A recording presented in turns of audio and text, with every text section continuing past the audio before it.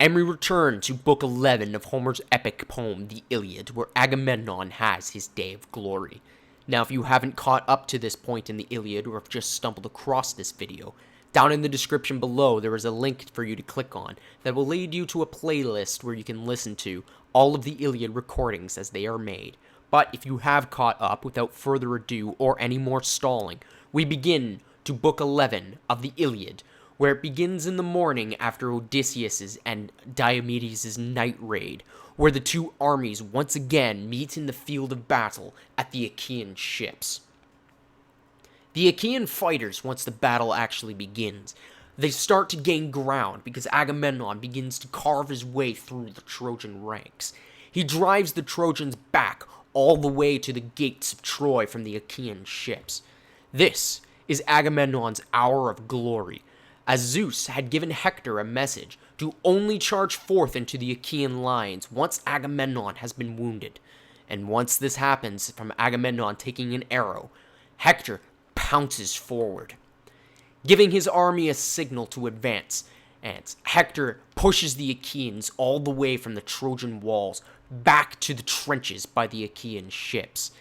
Diomedes sees Hector doing this, cutting down Achaeans one after another, and pushing them back. He hurls his spear, hitting Hector square in the head, nearly knocking him unconscious.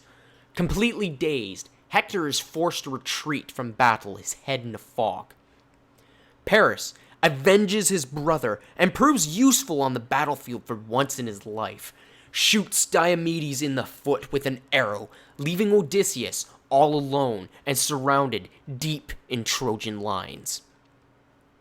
Now it is up to great Ajax, who strides towards Odysseus, beating a path to the Trojans to his friend. Hector, having regained his bearings, rushes at Ajax, blocking his advance. Zeus also lends him a hand and forces Ajax to retreat. Now, the battle is so close to the Achaean ships that Achilles can actually see this battle from the ships. He sits watching the battle and notices a friend get wounded. He is unsure who it is, however, and so as a result, he sends, depending on who you ask and which edition you read, either his friend or his cousin Patroclus to go and identify the wounded fighter, who turns out to be Nestor himself. Now, Nestor, being the man of great knowledge and great wisdom as he is, turns around and, as the voice of reason, wonders out loud why Achilles cares about the fate of the Achaean commanders after so many have died in battle, while he refuses to aid in the conflict. As Nestor and Patroclus talk, Patroclus gets angry and he cannot sit idly by and watch his friends get slaughtered, but he cannot take the meridians without Achilles' permission. Nestor, being the wise king that he is, comes up with a compromise and a plan. He suggests that Patroclus convince Achilles to return to the fight, but should that fail, convince him instead to let Patroclus dress in Achilles' armor and lead the Trojans at least away from the ships.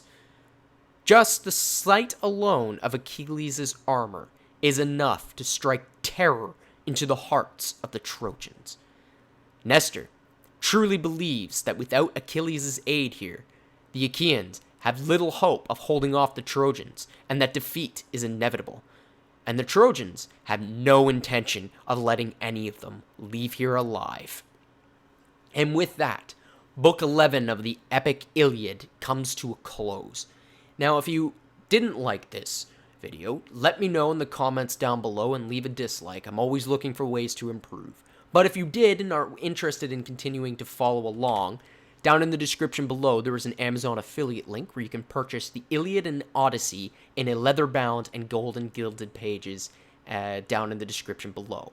And I look forward to seeing everybody next time. And with that, take care, everyone.